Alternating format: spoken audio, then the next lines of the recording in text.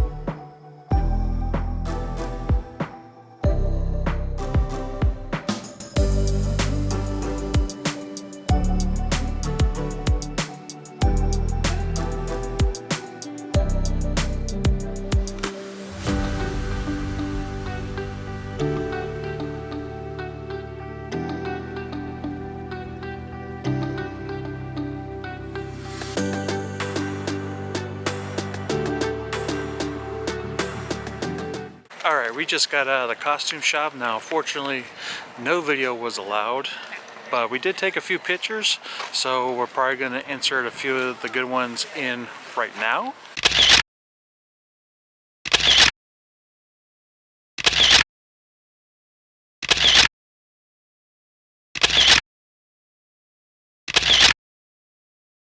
Now we're going to go to the float barn, which, according to the sign, you're allowed to take video in there.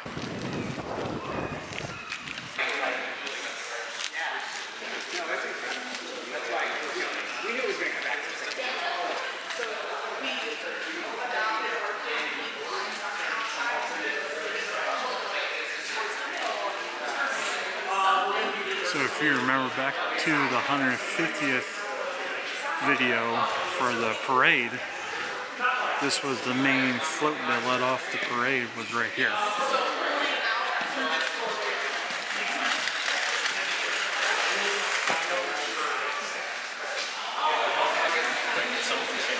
And there's the look inside of how they were driving it.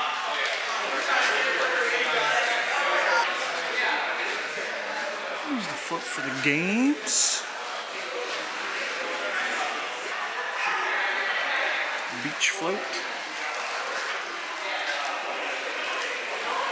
Swings.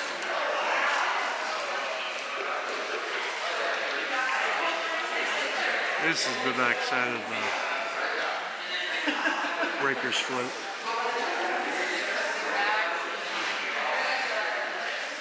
And this was the finale one, the last float that had the rides.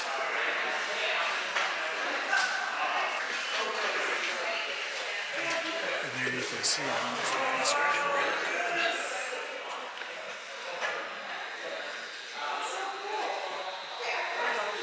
So the driver can see where he was going. He's got like 2 monitors. That's pretty clever.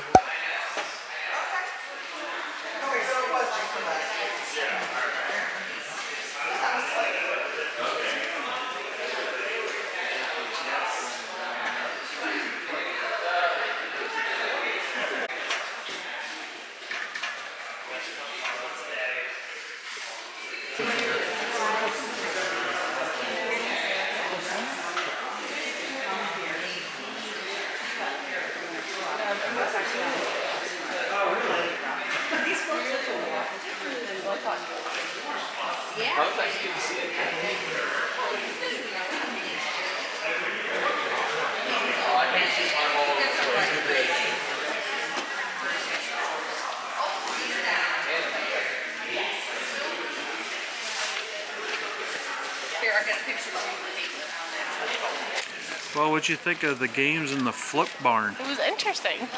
Oh, I really like the float barn. I like seeing inside the floats and see like where they sit and drive them. And then the games was interesting because they're all connected. I never really thought about them being connected through the back, but they were. It was kind of interesting. They got the cabs for the highway and the skyway just sitting underneath the games. Now they got the Dodgems all boarded up. Max Air, don't know if it's staying or not, all covered up.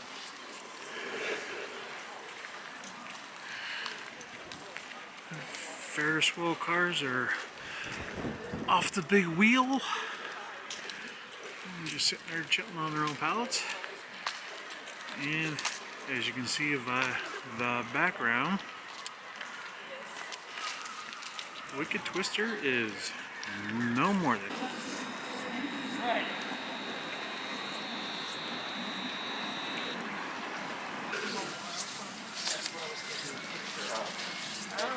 No more.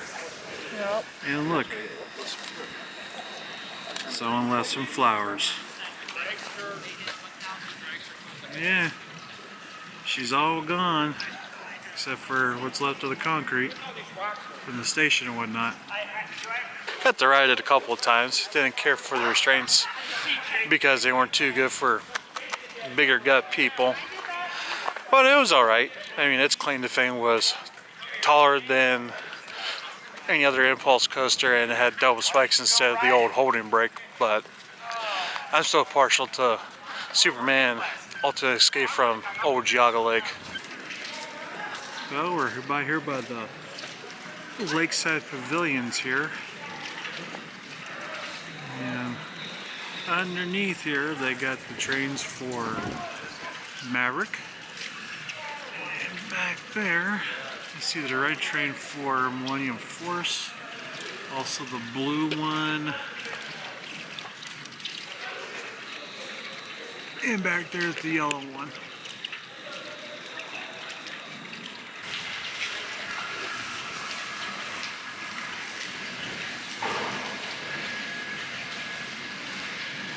We just got done with the Q&A along with some free lunch. What'd you think? Of the lunch, at least. Oh, it was good. I think of the presentation. I liked the presentation. It was interesting. They talked about some new things coming to the park and a new restaurant that'll be open. Yeah, for the most part, Tony was talking about it. There was no video or photography allowed in the Q&A, but mostly talking about the new farmhouse restaurant coming back to where the old antique cars was. But one thing that was right off the bat was Dragster is not opening this year, Right. and they are evaluating it, whether it's still going to be here at the park. But other than that, Sawmill Creek, they're going to finally open that up this summer. Castaway Bay is about ready to open up on Memorial Weekend. Over by the Derby Downs, they're going to do Derby Dog, so they're actually going to have a hot dog stand. 5-in-1 dogs, trio dogs, a whole bunch of other stuff. Lots more new food coming in. Some places are going to be having some mobile order. Coasters, drive-ins going to be mobile order at least. A few more going to be coming around. Alright, just walked through the little gate there for Valraven. As you can see, we are literally right underneath the 90-degree vertical drop. Right down to the very first drop right there. To the overbank turn.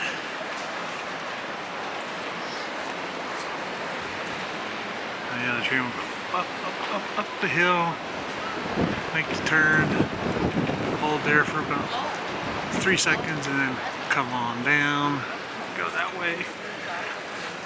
Loop-de-loo,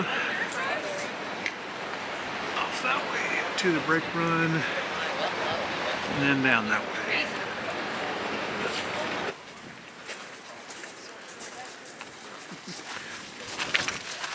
This is how big these little bolts are. I'll hold this big guy in.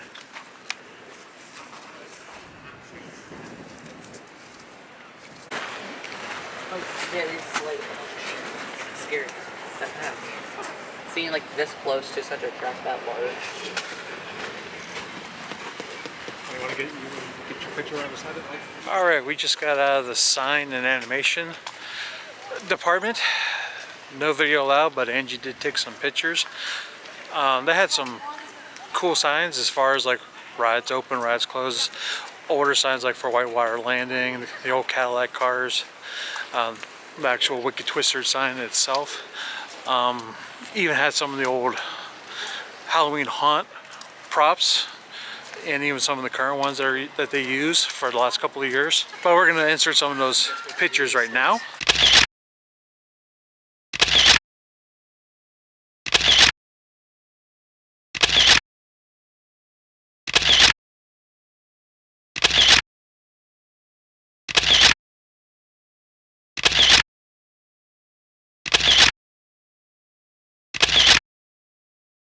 What was your favorite part of the sign and animation shop?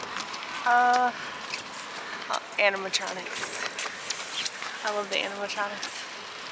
Especially the ones from Halloween. So, yeah. Now we're going to go take a look at the launch tunnel for Maverick. So there's Maverick Station. To give you an idea, there's like their version of Cobra Roll. Come down here, then you enter the second launch all the way down there, and then it's the overbank turn to go out towards the pond.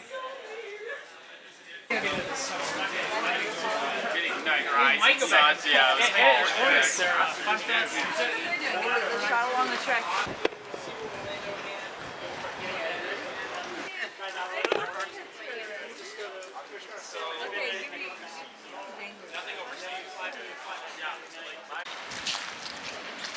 So as was explained during the Q&A, we're here at the site of the Farmhouse Kitchen and Grill, which was the old antique car ride. So you think we're going to try it this year? Try it. Yep. I don't know, the designs that they showed us looked very much like Chef Art Smith's Homecoming at Disney Springs, in my opinion. So we shall see what she looks like. Another thing that was mentioned during the Q&A, somebody asked about the Town Hall Museum restoration, and Tony says that that has been put off indefinitely for right now. They have all the designs and everything as far as for layout and what they want to do, but the pandemic kind of pushed those plans back, so who knows when the old Town Hall Museum will reopen. So here's Derby Downs, and during the Q&A we talked about how they're going to have a Derby dog place for hot dogs. It's going to be right here.